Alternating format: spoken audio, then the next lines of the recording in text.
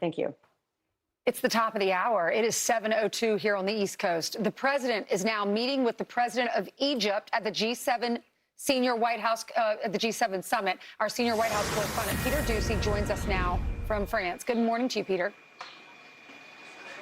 Good morning. And within the next couple hours, President Trump is going to have a chance to make his case to the American people why he thinks this is a good deal and why they are doing it now. A few minutes ago in this meeting, he was talking about how if they didn't make a deal right now, there would be a global depression, which speaks to the economic pressure President Trump and his team have been feeling back home, especially with high gas prices. We know why the Iranians made this deal.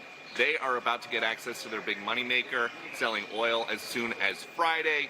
They are looking at a $300 billion reconstruction fund from sources TBD.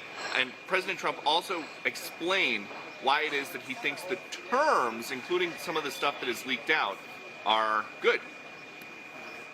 It's a great deal for a lot of reasons, but number one, by far, 99.9% is they will never have a nuclear weapon, and you can't give Iran a nuclear weapon, and they will never have a nuclear weapon, so that's very, very strong.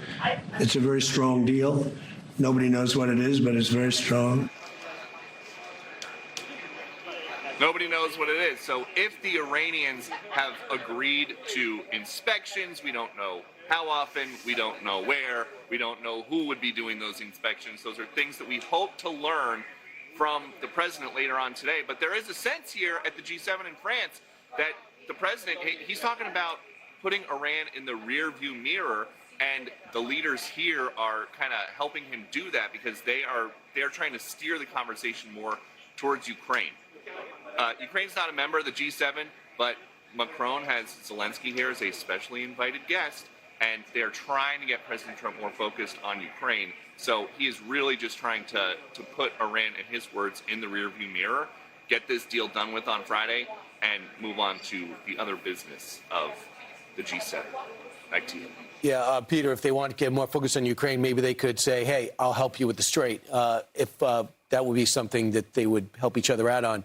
Peter, what do we know for sure, if anything, that Iran gets up front? It looks like they get immediately the ability to sell crude oil and petrochemicals.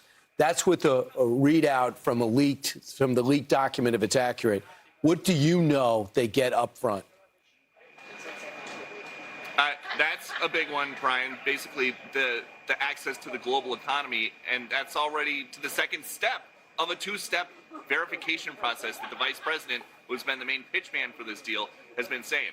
The first step, say that you won't pursue a nuclear weapon. The second step, get access to the global economy. And President Trump now is talking about how there's so much oil already starting to flow through the Strait of Hormuz that they can actually go back to Russia, who they unsanctioned because basically they needed oil flowing into the global market supply.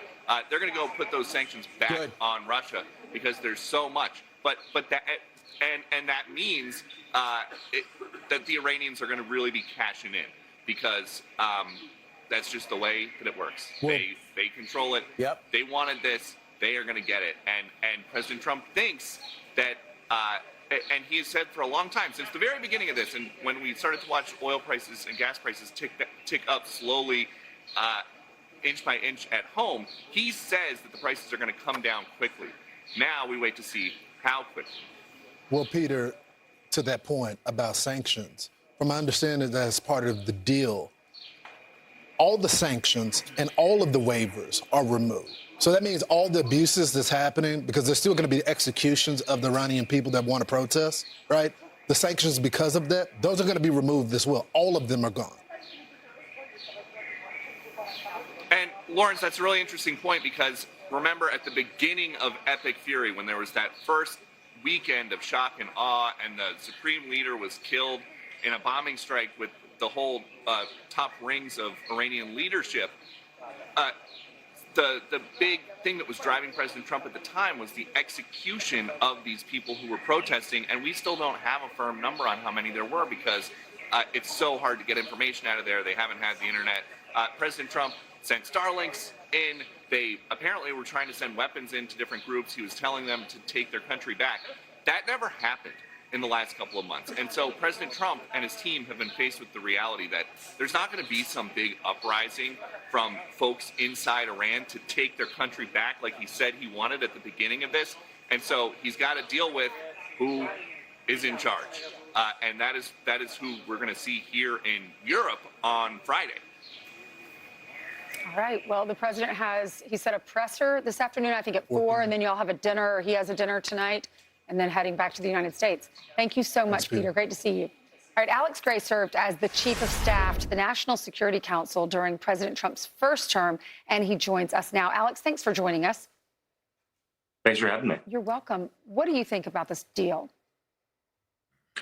Well, look, we're figuring out the details, obviously, and they're conflicting reports. But I think the key thing that I would focus on is that if President Trump looks at this a couple weeks from now and the Iranians behave exactly the way they have behaved for 47 years, he has one card to play above all else. That is the U.S. military's adjacency to Iran in the region, the forward deployed forces of Central Command, the additional U.S. forces in Europe, and the president can always, and I think this is so important for people who are skeptical of this deal, the United States does not have to continue to accept Iranian misbehavior, and we can continue to bring force to bear. As the president just said in that meeting with the president of Egypt, he can always restart American kinetic military action. And so anyone who's concerned about this deal, I think we have to trust that the president will look at the intelligence and be willing to use military force if necessary to prevent the Iranians from doing exactly what they've done in the past. You know, Alex, I do find it peculiar because we know the president, we know where he stands on a lot of these issues. And as questions are posed about some of the leaks of the deal, which are from people that I trust, honestly, just to be candid, the president immediately says, no way that's a part of the deal. So there seems to be some miscommunication on what's in the copy right now and what the president's red lines are. You know, Lawrence, I think there's a bit of an issue where, you know, this is a real-time moving target, and we're dealing with the Iranian regime that, and this has been a problem for not just in the last couple of months, but it's been a problem for a long time, particularly since the U.S. and Israel started eliminating big chunks of the Iranian leadership. We're talking to one group of Iranian leaders, and they're not always being consistent with what another group is saying. And the divisions within the regime are very real. And so I think that some of these conversations that are getting reflected back into global media are probably bits and pieces of conversations that may not reflect the totality of the American position, the totality of the Iranian position. I think what I would just go back to is that President Trump looked at the situation. The blockade has been enormously effective. The blockade showed that American naval power can bring a country to its knees. And the president made the decision that if he needs to reimpose that blockade, if he needs to bring military force back, it will be effective again. But for the time being, I think he's concluded that he can get something that's acceptable through the diplomatic path. Yeah, Alex, the problem is by the deal that it's framed out, it doesn't look like Iran's been brought to its knees. So that's the problem. Even if we have to go back and finish the job, at this moment, it seems like Iran got a lot out of it that many people weren't expecting. So that's going to be the issue. And maybe the president wasn't even expecting because he's got enough plates in the air that he can't be into every detail. So I just wonder if the vice president, who was against this, by all reports, was against the conflict to begin with, maybe he wasn't the right person to bring this conflict to an end. We'll find out. Thanks so much, Alex. Appreciate it. Be sure to like and subscribe for all the Fox News latest on YouTube and catch full shows streaming now on Fox One.